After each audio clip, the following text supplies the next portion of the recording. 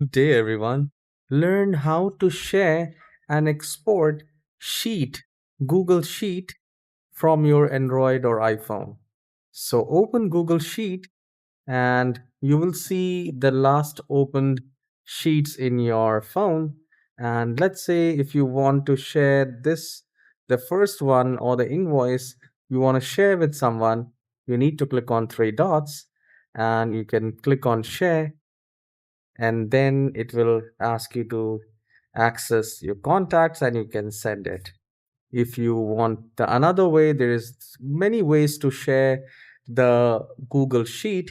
You can send as a copy and you can choose the format, whether you want it Excel, PDF, or open document format, and then just click on OK, and then share the way to email, to Google, to WhatsApp, right? Through Bluetooth in the drive, you can share it. And the next thing is by just copy the link and paste it.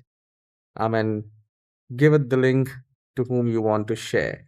So this is how you can share the Google Sheet with your family and friends in work. And if you find this tutorial short and helpful, please don't forget to hit the like and subscribe. Have a wonderful day.